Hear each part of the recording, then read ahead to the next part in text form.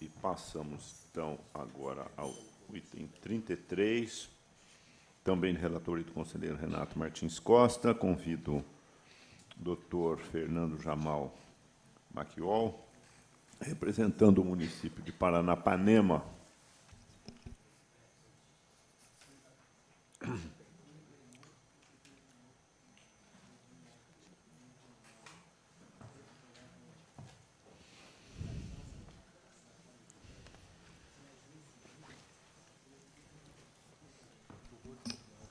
Cumprimento também o doutor Fernando, já aproveito a oportunidade para pedir se ele dispõe de procuração, também já juntada no processo, doutor Fernando. Excelência, não disponho, mas, da mesma forma, requer um prazo de 48 horas para fazer a juntada. 48 horas, por favor, para a juntada da procuração. Passo a palavra ao conselheiro relator, doutor Renato. Bom dia, doutor Fernando. Aqui trata-se do reexame das contas de 2014 de Paranapanema. A primeira Câmara emitiu parecer desfavorável, tendo em vista déficit orçamentário de 7,30%, resultado financeiro negativo, alterações orçamentárias de 37,84%, abertura de créditos adicionais suplementares por excesso de arrecadação em afronta à Lei 4.320, falta de liquidez para saldar compromisso de curto prazo, assim como elevação da dívida de longo prazo e do estoque da dívida ativa. Ainda contribuíram para o juízo desfavorável impropriedades constatadas nos tópicos despesas elegíveis para análise, falhas de instrução e execução contratual.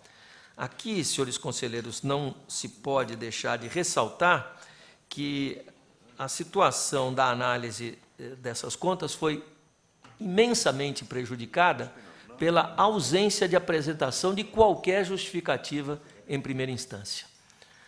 O recurso objeto de apreciação de ATJ,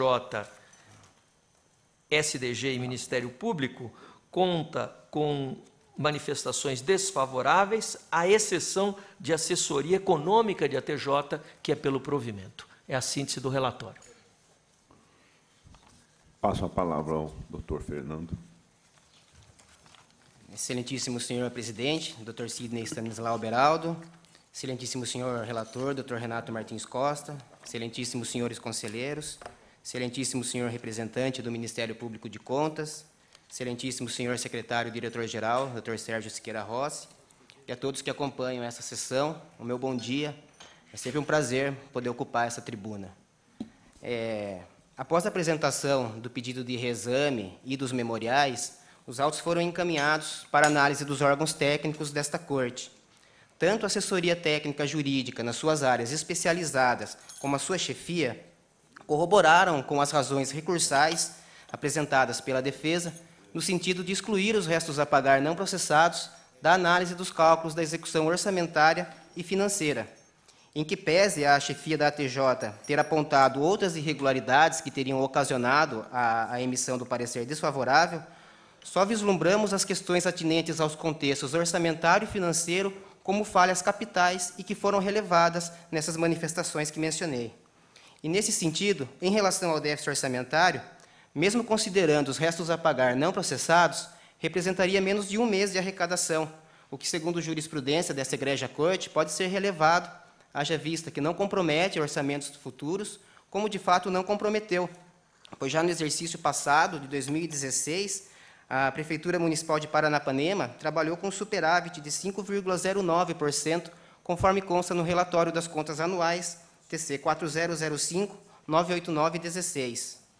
Há ainda uma série de contas examinadas no âmbito desta Corte, com déficit de execução orçamentária superiores ao aqui registrado, os quais receberam o parecer favorável, a exemplo dos TCs 205-026-9 da Prefeitura de Barra do Turvo, com déficit de 8,4%, TC 179-026-09 da Prefeitura de Turiúba, com déficit de 10,95%, TC 367-026-09 da Prefeitura de Itapiraí, com déficit de 8,54%, dentre outros. A mera apresentação contábil das peças do exercício não reflete as nuances necessárias à melhor análise técnica dos seus resultados.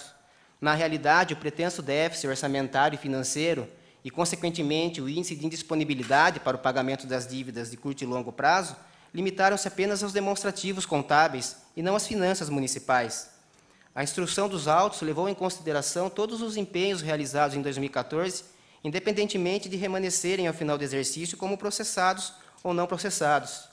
Registre-se que decisões desse egrégio tribunal têm relevado resultados orçamentários e financeiros negativos, excluindo o valor dos restos a pagar não processados da análise dos cálculos, a exemplo dos TCs 2501-02610, 2578-02610, 2527-02616, dentre outros julgados.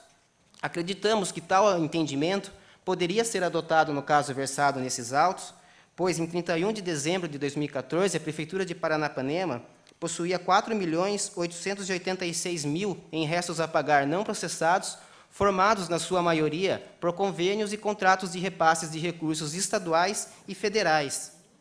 Esse montante é superior ao déficit orçamentário registrado no período, e o déficit financeiro passaria de 5.946.000 para 1.060.000, o que representaria apenas 7 dias de arrecadação, situando-se dentro dos limites aceitáveis por essa egrégia corte e também passível de ser relevado. É importante registrar aqui também que os resultados da execução econômica e patrimonial foram positivos no exercício, conforme se infere às folhas 221 do relatório da fiscalização. Em relação à suposta ausência de liquidez, esta nada mais é do que um reflexo do déficit orçamentário e financeiro, o qual, como acabamos de explanar, não comprometeu gestões futuras. O montante escrito em restos a pagar não processados, de 4.886.000, não é exigível de imediato, exatamente porque não está liquidado. Portanto, não se verifica aqui a gravidade suficiente a ensejar a emissão do parecer desfavorável, uma vez ainda que o próprio parecer exarado consigna expressamente que no exercício de 2014 houve uma redução em relação ao saldo da dívida de curto prazo, se comparadas ao exercício de 2013 desta municipalidade, que inclusive recebeu o parecer favorável. Em relação às alterações orçamentárias, vale consignar que a mais significativa parcela destas alterações foram submetidas à aprovação legislativa e efetivadas através de regular aprovação de leis municipais específicas, promulgadas especialmente com vista à abertura desses créditos adicionais, em respeito aos preceitos constitucionais e em respeito à Lei nº 4.320, de 64. Existia também a possibilidade, franqueada pela Lei Orçamentária de 2014, da abertura de créditos adicionais para a cobertura de despesas vinculadas a fontes de recursos específicos não previstos inicialmente no orçamento, razão pela qual, havendo o município pactuado os convênios, fazia-se necessária a abertura dos créditos para suportá-los. Portanto, acreditamos também que a abertura dos créditos adicionais não causou desequilíbrio das contas, podendo, quando muito, ficar no campo das recomendações.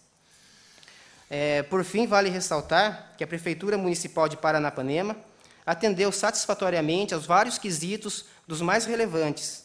Houve a regularidade no pagamento dos precatórios judiciais e requisitórios de pequena monta, a transferência à Câmara obedeceu aos limites estabelecidos no artigo 29A da Constituição Federal, todos os encargos sociais foram devidamente recolhidos, a despesa com pessoal atingiu 50,1, mantendo-se dentro dos limites legais estabelecidos por esta Corte, o município aplicou os recursos no ensino em percentuais superiores ao artigo 212 da Constituição Federal, também superou o mínimo obrigatório na aplicação dos recursos do Fundeb, tendo aplicado mais de 60% na valorização do magistério, e, igualmente, foram cumpridas as disposições do parágrafo 1º do artigo 77 do ADCT, com a aplicação de 27,94% da receita de impostos nas ações e serviços públicos de saúde.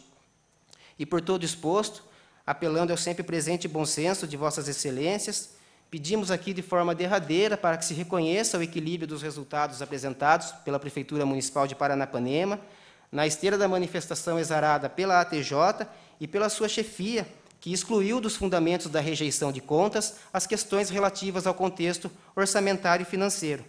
E, dessa forma, não restando nenhum outro aspecto de gravidade e considerando todos os outros pontos positivos analisados nessas contas, é que clamamos pelo provimento do pedido de reexame. Era o que tínhamos a expor aqui, agradecendo mais uma vez a atenção dispensada. Muito obrigado. Passa a palavra ao conselheiro Renato Martins Costa. Cumprimento o doutor Fernando pela sustentação. Eu conheço do recurso em preliminar. Conhecido. De plano, reputo improcedente a alegação do recorrente no sentido do desconhecimento da notificação regularmente publicada no Diário Oficial do Estado para tomar conhecimento do relatório da fiscalização e apresentar justificativas. Houve sua assinatura na notificação para acompanhamento e tramitação de todos os atos processuais para o exercício do direito de defesa, bem como todos os despachos e decisões tomadas nesse processo a serem publicadas no Diário Oficial do Estado. Assim, o fato de não ter sido apresentada qualquer justificativa em primeira instância é imputável apenas à responsabilidade do então prefeito, pelo que rejeito a preliminar de nulidade por este fato. Rejeitado a nulidade em discussão e votação. Aprovado. Quanto às questões de mérito propriamente dita, reitero que a ausência de apresentação de defesa em face da regular notificação prejudicou muito a apreciação do mérito da questão. Os demonstrativos contábeis se erigem como a principal matéria a ser objeto de avaliação. Na linha do entendimento exposto por ATJ, depreende-se de fato que o resultado deficitário decorreu especialmente da influência dos restos a pagar não processados, originados, em boa parte, conforme demonstrou o recorrente, pela falta de encaminhamento de transferência de verbas de convênio, governos estadual e federal, em montante superior a R$ 2.262.000, aspecto que, indubitavelmente, também influenciou na apuração dos déficits orçamentários e financeiros e na ausência de liquidez para honrar os compromissos de curto prazo. Ademais, conforme asseverou o recorrente, mesmo considerando-se a existência do resultado deficitário no orçamento, o montante descoberto representaria menos de um mês de arrecadação. Dentro desse contexto, é possível relevar as alterações orçamentárias, seja porque foram formalmente adequadas, seja porque substancialmente toleráveis diante das circunstâncias. Importante consignar que, no exercício imediatamente posterior de 2015, a municipalidade reduziu o déficit ao percentual de 0,10%, pouco mais de R$ 38.000, o que evidenciou sua capacidade de recuperação fiscal e que também deixou patente que os problemas vivenciados em 2014 decorreram dessas circunstâncias especialmente aqui alinhadas. Sobre os demais aspectos, penso resolverem-se com a formação de autos apartados e com recomendações, pelo que voto pelo provimento do reexame. Voto que está em discussão. Em votação. Aprovado. Mais uma vez, cumprimento o doutor Fernando.